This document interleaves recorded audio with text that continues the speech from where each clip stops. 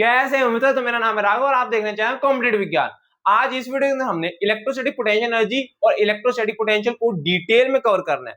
आज इस वीडियो के बाद इलेक्ट्रोस्टैटिक पोटेंशियल हो या पोटेंशियल एनर्जी हो, उसमें एक भी डाउट नहीं रहने वाला। लास्ट तक बने रहना, एक एक डाउट को क्लियर करके भेजूंगा। पिछली वीडियो में हमने एप्लीकेशन ऑफ गॉस थ्योरम को कंप्लीट किया था। जिसने वो वीडियो नहीं देखी है मैं डिस्क्रिप्शन में लगा दूंगा, तुम जाके देख सकते हो। तो स्टार्ट। अगला जो टॉपिक हम देखने वाले हैं उसका नाम है इलेक्ट्रोस्टैटिक पोटेंशियल एनर्जी। क्या? Electrostatic potential energy.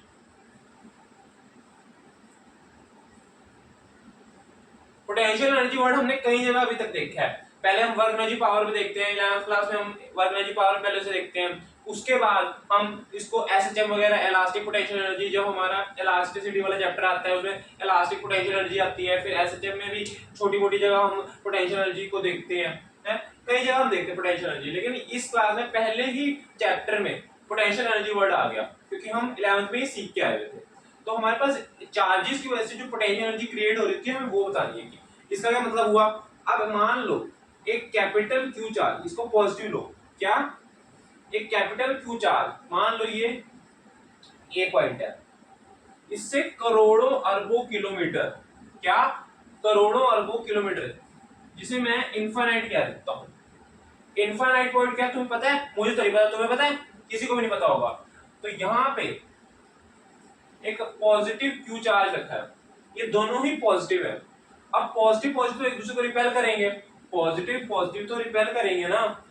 लेकिन अगर मान लो कोई इंसान मुझे आगे कहे कि इसको जैसे तैसे इस पी पॉइंट पे लेके आओ, इसे पी पॉइंट पे लेके आओ, है, मैं कहूंगा भाई ये काम बहुत ही ज्यादा मुश्किल है, क्योंकि पॉजिटिव पॉजिटिव चार्जेस एक दूसरे को रिपेल करेंगे, मैं इसे इधर ले जाने की कोशिश करूंगा, ये उधर भागने की कोशिश करेगा। मैं इसे इधर ले जाऊंगा, ये उधर भागने की कोशिश करेगा। तो ये काम बहुत ही ज्यादा मुश्किल है। तो इसके लिए मुझे क्या चाहिए? इसके लिए मुझे क्या करना होगा? मुझे वर्क करना होगा। क्या करना होगा? वर्क करना होगा। तो देखो, मान लो इसे मैं बहुत जोर से खींचता, क्या इसे जोर से खींचता पूरी ताकत लगा दी मैंने कि, और यहां पे ऐसे ले आया। क्या? मैंने इसे खींचता पूरी ताकत लगा के यहां पे ले आया। तो अब ये पॉजिटिव क्यू चार्ज यहां पे आ गया। अभी मैंने इसे पकड़ा हुआ है, क्योंकि जैसे ही मैं इसे छोड़ूंगा ये भाग जाएगा। यहां से यहां ले जाने में ये मान लो स्मॉल आर डिस्टेंस है। क्या? ये स्मॉल आर डिस्टेंस है। तो यहां से यहां ले जाने में मुझे जो वर्क करना पड़ा उसी को कहते हैं इलेक्ट्रोस्टैटिक पोटेंशियल एनर्जी। इलास्टिक बोल रहा था, इलेक्ट्रोस्टैटिक पोटेंशियल एनर्जी। ठीक है। तो अब मैं इसकी मैं एक हिंदी प्लस इंग्लिश वाली डेफिनेशन लिख रहा हूं। इंग्लिश वाली डेफिनेशन जिसको चाहिए वो किसी भी किताब से उठा ले, चैट जीपीटी से उठा ले, गूगल से उठा ले, सारी जगह लगभग सेम ही होती है, ज्यादा फर्क नहीं होता। लेकिन हमें वो वाली डेफिनेशन समझनी पड़ेगी जो हमारे दिमाग में अच्छे से बैठ जाए। Work done in moving,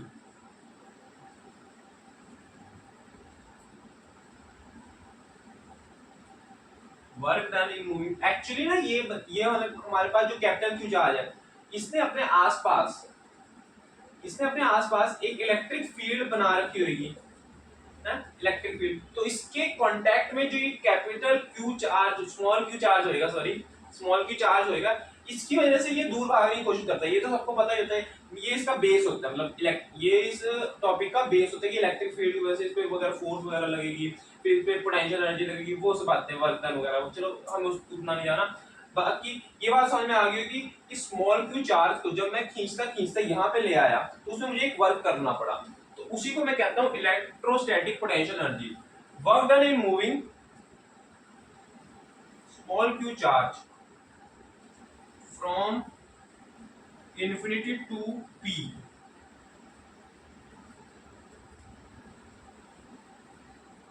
in presence. वैसे पूरी हमारे पास ये मेरी पूरी इंग्लिश वाली डेफिनेशन ही होगी, चलो कोई नहीं, लेकिन इजी है इजी है। In presence of field, electric field, बल्कि इलेक्ट्रिक फील्ड है ये, due to positive capital Q charge, ठीक है। और एक और पॉइंट यहां पे ऐड कर लो, इंपॉर्टेंट पॉइंट। क्या इंपॉर्टेंट पॉइंट? अब मुझे इस चार्ज को मैं जोर से ऐसे खींचता खींचता खींचता यहां तक तो ले आया, लेकिन इसको यहां लाने में एक और कंडीशन भी है। क्या? मुझे इसे स्लो स्लो स्लो स्लो, वैसे तो ये आएगा भी स्लो स्लो, क्योंकि ना यहाँ फोर्स लग रही होगी इसके ऊपर, मतलब इस इलेक्ट्रिक फील्ड में ये उधर भागने की कोशिश कर रहा है, मैं इसे इधर लेके जा रहा हूँ, तो वैसे ही स्लो आएगा। लेकिन कंडीशन है कि इसको मैं स्लो ही लेके आना है। क्यों क्यों क्यों क्यों? अगर इन दोनों के बीच में जो इक्विलिब्रियम है वो डिस्टर्ब हो गया, इनके बीच में जो इक्विलिब्रियम है ये एक लाइन में ये अगर डिस्टर्ब हो गया, काम खराब हो जाएगा। तो हमारे पास मूव चार्ज स्लोली स्लोली, धीरे धीरे, हौले हौले, स्लोली स्लोली, जो कहना है कहो, बस इसे धीरे धीरे यहां पे ले आना, ठीक है। तो ये इसकी पूरी कहानी है। फिर अब इसकी थोड़ी मैथ्स पे, फॉर्मूलाज पे चलते हैं, पहले इतना नोट करो।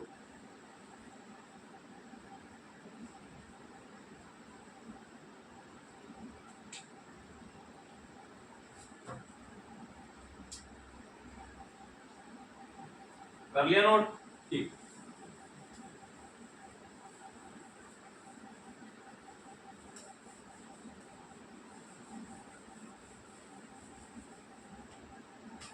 अब मैंने क्या बताया, इलेक्ट्रोस्टैटिक पोटेंशियल एनर्जी क्या है? वर्क ही तो है।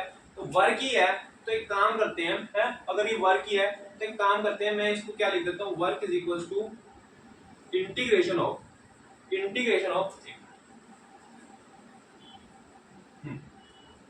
एफ डी आर, यही होता है वर्क, है? यही होता है? और यही मेरे पास इलेक्ट्रोस्टैटिक पोटेंशियल एनर्जी है, जिसको मैं डेल्टा यू कहूंगा, डेल्टा। लेकिन कहानी में ट्विस्ट ये है कि यहाँ पे एक नेगेटिव साइन मुझे लगाना पड़ेगा। क्या? एक नेगेटिव साइन भी लगाना पड़ेगा। क्यों क्यों क्यों क्यों क्यों? बताओ क्यों? क्योंकि ये मैं पूरी एनालिसिस करा रहा हूँ, मैंने कौन सी चीज कहाँ पे क्यों लगाई, नेगेटिव साइन क्यों आया। हमारे पास ये वाला हमारे पास जो पॉजिटिव स्मॉल क्यू चार्ज है, ये भागने की किधर कोशिश करेगा? अगर कैपिटल क्यू चार्ज इधर पड़ा हुआ है, ये भागने की किधर कोशिश करेगा? उधर भागने की कोशिश करेगा, फिर बेल होएगा। तो ये भागने की कोशिश इधर कर रहा है, मैं इसे लेके इधर आना चाह रहा हूँ, यानी कि इस पे फोर्स कहीं ना कहीं इस तरफ लग रही है, फोर्स इस पे इस तरफ लग रही है, मैं इसे इस तरफ ले जाने की कोशिश कर रहा हूँ। दोनों के बीच में एंगल कितना है? 180 डिग्री। तो क्या ये बात आप समझ में आएगी कि मैंने क्यों किया? F dot D R cos 180 degree minus लग जाएगा, ठीक है। चलो हो गया, आगे बात समझ में, बताओ। अब शुरुआत में चलो पहले मैं इसका फॉर्मूला देता हूँ, फिर इसकी लिमिट्स लिखता हूँ, ठीक है। ये हो जाएगा इंफिनिटी से, शुरुआत में इसका डी आर, चलो पहले तो यार मैं बाद में लिखता हूँ, एफ की वैल्यू यहाँ पे हो जाएगी, एफ की वैल्यू हो जाएगी K Q capital Q upon R square, K Q capital Q upon R square D R, limits होगी इंफिनिटी, शुरुआत में इंफिनिटी था, उसके बाद ये हमारे पास आर डिस्टेंस पे आ गया, तो ये हो जाएगा, देखो समझो ना, कि कैपिटल क्यू से पहले इंफिनिटी पे था, फिर उसके बाद आर डिस्टेंस पे था, तो यहां से के स्मॉल क्यू कैपिटल क्यू, तो ये कांस्टेंट ही है, इसके बाद ये आ जाएगा इंटीग्रेशन इंफिनिटी आर, चलो कर देते हैं इंटीग्रेट पहले, के क्यू कैपिटल क्यू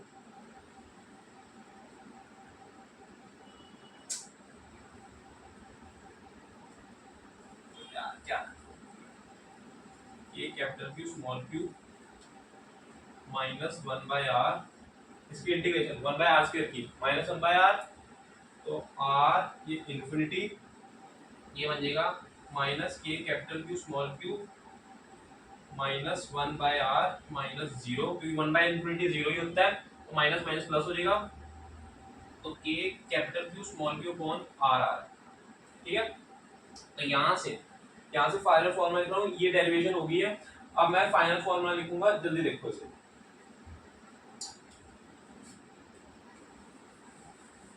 तो फाइनल जो डेल्टा यू का फॉर्मूला बनता है, डेल्टा यू का तो फाइनल फॉर्मूला बनता है,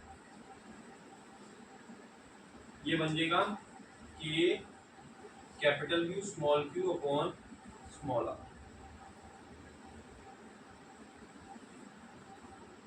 ठीक है, ये अब इसमें एक और चीज है, ये कर लिया। अब थोड़ी इलेक्ट्रोस्टैटिक पोटेंशियल पे बात कर लेते हैं। छोटी सी चीज है, देखो लेकिन बहुत काम की है। इलेक्ट्रोस्टैटिक, ये काम करते हैं, इसके अलग ही डेफिनेशन बनाते हैं पूरी। ये नोट कर लिया ना तुम लोगों ने, इसको मैं साइड में लिखूंगा।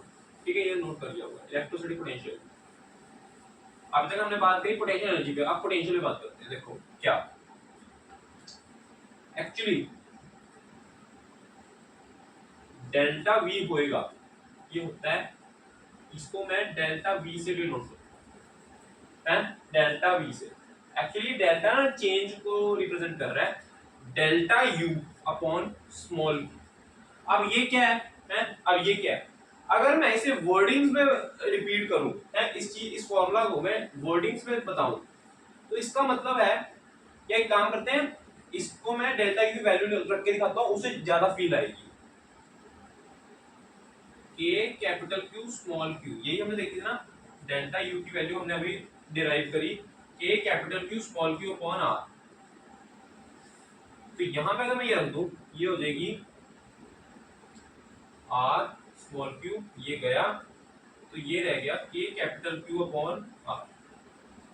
ठीक है, delta V is equals to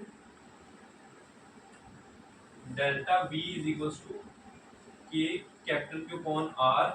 ठीक है, और एक और चीज, ये चेंज क्या है, v final minus v initial, के कैपिटल क्यू अपॉन आर। और अगर मैं p पॉइंट पे पोटेंशियल निकालना चाहता हूं, जैसे कि मान लो ये कैपिटल क्यू चार्ज रखा हुआ है, पहले ये स्मॉल क्यू मान लो इन्फिनिटी में था, फिर यहाँ p पॉइंट पे आ गया। शुरुआत में मुझे v बताना है इन्फिनिटी का इनिशियल वाला, और f होता है जो बाद में हम p पॉइंट पे आ गए p। अब कहानी में ट्विस्ट है कि हम इन्फिनिटी पे हर बार इसे इन्फिनिटी लेंगे v को। इन्फिनिटी पे हम, क्या बोल रहा हूँ मैं, v इन्फिनिटी की वैल्यू हमेशा 0 रखूंगा। सॉरी मैं इन्फिनिटी बोल दिया,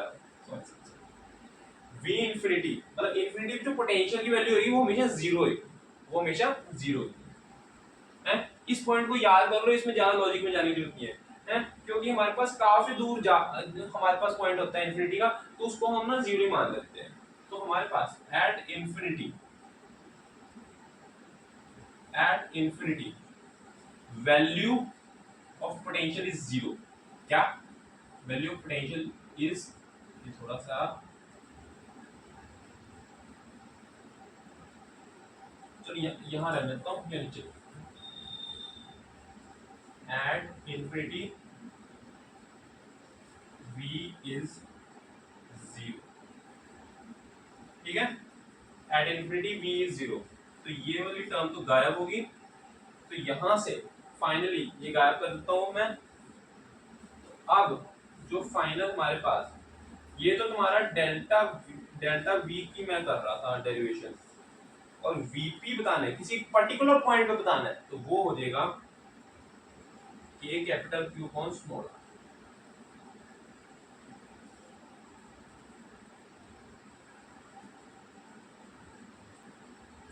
अब क्या किसी के मन में, अब इतना सब नोट कर लिया, अब मैं एक बात बताना चाहता था। मैं पहले बता रहा था लेकिन मैंने सोचा कि ये पोटेंशियल वाला जो टॉपिक आएगा ना उसके बाद बताने का ज्यादा फायदा है, उसके बाद बताने का ज्यादा फायदा है। किसी के मन में कि ये सवाल नहीं आया, मैंने कहा स्मॉल क्यू चार्ज मैं इसे ऐसे यहाँ पे लेके आ रहा हूँ, ऐसे लेके आ रहा हूँ, क्या मैं इस वाले को नहीं लेके जा सकता था, इसको नहीं लेके जा सकता था, इसको भी लेके जा सकता था, बात तो सेम थी। मुझे एक चार्ज को फिक्स रखना पड़ेगा, मुझे एक चार्ज को फिक्स रखना पड़ेगा इक्विलिब्रियम मेंटेन करने के लिए, इक्विलिब्रियम मेंटेन करने के लिए मुझे एक चार्ज को फिक्स करना पड़ेगा, एक को फ्री रखना पड़ेगा। अब मैं दोनों को नहीं संभाल पाऊंगा, एक को फिक्स रख दिया मैंने और एक को मैं खींच के पी पॉइंट पे लेके आ रहा हूँ, ठीक है। तो यहाँ पे एक फिक्स है, एक सीधा सा चार्ज है, एक बहुत ही शरारती चार्ज है, एक बहुत ही तुम्हारी तरह शरारती चार्ज है जो कभी भी क्लास में टिक के नहीं बैठता, ये बार बार भागने की कोशिश करता है। ये तुम्हारी तरह है, क्लास में कभी टिक के नहीं बैठ सकता, ऑनलाइन में तो कुछ ज्यादा ही टिक के नहीं बैठता, कभी कोई नोटिफिकेशन आ रही है, कभी कुछ आ रहा है, बार बार भागने की कोशिश करता है। तो ये तुम्हारी तरह है, बस समझ लो, ठीक है। तो ये बहुत ही शरारती चार्ज है, बार बार भागने की कोशिश करता है। इसको मैंने फिक्स कर रखा है, इसको मैंने फिक्स कर रखा है। ये वो बंदा है जो सिंसियरली क्लास लगाता है, सारे नोट्स अच्छे से बनाता है, सारे टेस्ट अच्छे से देता है, एक जगह टिक के 13 से 14 घंटे पढ़ाई करता है, और इसी बंदे की रैंक भी आने वाली है, इसी बंदे की रैंक आने वाली है, ये वो बंदा है, ठीक है। तो तुम्हें कौन सा वाला चार्ज करना है, फिक्स वाला या ये फ्री वाला? ये फिक्स वाला बनता है, ठीक है, ठीक है, ठीक है, ठीक है यार, ये 2 साल ही है, इसे यहाँ पे ये फिक्स वाला चार्ज बन लो, ठीक है। ये 2 साल है, इसमें फिक्स वाला चार्ज बनो, ठीक है। ये फ्री वाला चार्ज में कुछ नहीं रखा, इसको बाद मुझे खींच के लाना पड़ता है, और खींच के जब बंदा ला रहा होता है तो उसको ये बस हम एक तरह से ना मतलब चल रहा है काम, लेकिन इस बंदे की रैंक नहीं आने वाली। जो बंदा ना बार बार ऐसे क्लास छोड़ के भागता है, मतलब दिखाने के लिए असर पड़ता है, उसकी पहले बता दूं रैंक नहीं आने वाली। ये बस यार ये बात कड़वी लगेगी लेकिन ये बात सच्चाई है, ये बात सच्चाई है। जो बार बार भागता है ना क्लास से, नोट्स नहीं अच्छे से बना रहा, कभी बना लिए, कभी डीपीपी वगैरह कर ली अपनी, जो तुम्हारे क्लासेस वगैरह चलती हैं ऑनलाइन क्लासेस, या जो भी तुम ऑफलाइन जाते हो, जहां पे भी जाते हो, जो भी करते हो, चाहे मेरे यहाँ से पढ़ रहे हो, कहीं से भी कर रहे हो, जो बंदा सिंसियरली 13 से 14 घंटे सिर्फ क्लास नहीं, उसमें सारी प्रैक्टिस वगैरह इंक्लूडेड है, ये काम नहीं कर रहा, उसकी रैंक नहीं आने वाली पहले तक, चाहे नीट है, जेई है, चाहे बोर्ड्स में नंबर है, ठीक है। चलो ये नोट करो, फिर से बता दूं, ये फ्री मैंने रखा हुआ है, इसको मैंने फिक्स रखा हुआ है। अब इसे फटाफट 2-4 क्वेश्चन देख लेते हैं। देखो क्वेश्चन कैसे आते हैं। ये एक स्क्वायर है,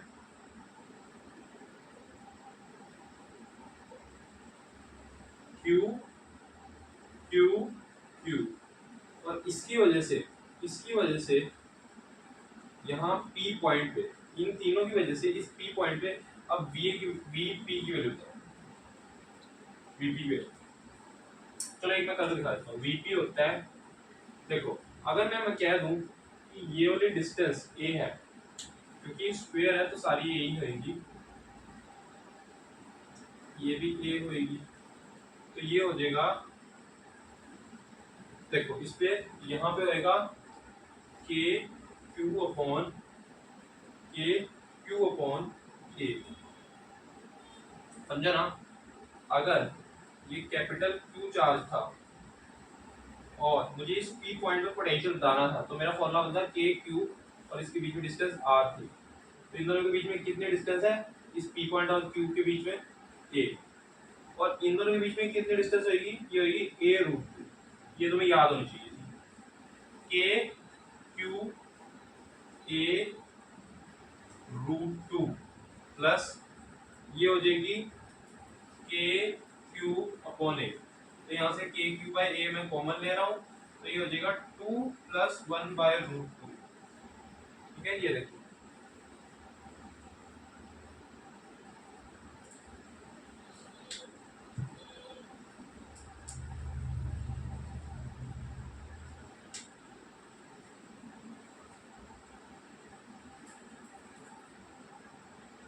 अगले क्वेश्चन में चलते हैं।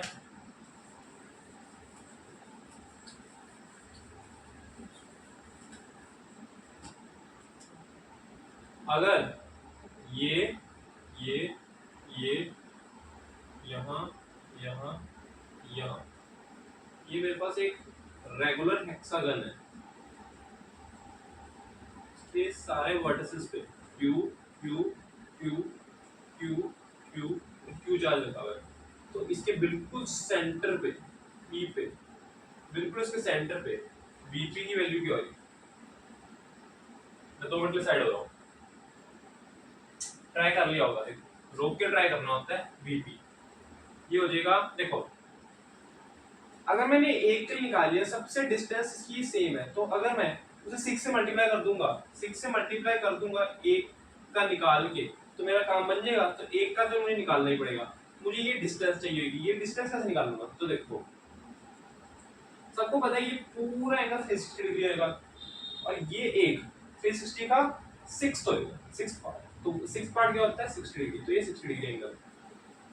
और अगर ये 60 डिग्री एंगल है, ये 60 डिग्री एंगल है, तो ये अगर रेगुलर हेक्सागन है, तो यहाँ से अगर मैं इस पे एक परपेंडिकुलर खींचूंगा, परपेंडिकुलर, क्योंकि ये रेगुलर हेक्सागन है, तो ये बात तुम्हें बतानी चाहिए, ये दोनों डिस्टेंस सेम होनी चाहिए, और ये एक आइसोसेलेस ट्रायंगल की तरह दिख रहा है, तो ये 60 डिग्री एंगल है, तो ऑब्वियसली ये वाली भी इनके इक्वल ही होनी चाहिए। तो अगर ये A है, ये A है, तो ये भी A होनी चाहिए, क्योंकि ये भी फिर 60 बनेगा ना। बताओ बात सही है कि नहीं? बात सही है कि नहीं? बताओ। अगर किसी को ये बात थोड़ी सी गलत लगे तो मैं दिखा देता हूँ। अगर मैंने परपेंडिकुलर खींचा, ये 30 डिग्री एंगल हो जाएगा, तो ये इसे आधे में डिवाइड करेगा, तो ये a/2 हो जाएगा। तो यहाँ से अगर मैं साइन 30 निकाल दूँ, तो ये बन जाएगा a/2, ये वाली डिस्टेंस इसको x कहता हूँ, x आ जाएगा a/2 1/2, ये गया, ठीक है, x a। तो यहाँ से ये आ जाएगा KQ/A। बात समझ में आई? बात समझ में आई? बताओ, बात समझ में आई?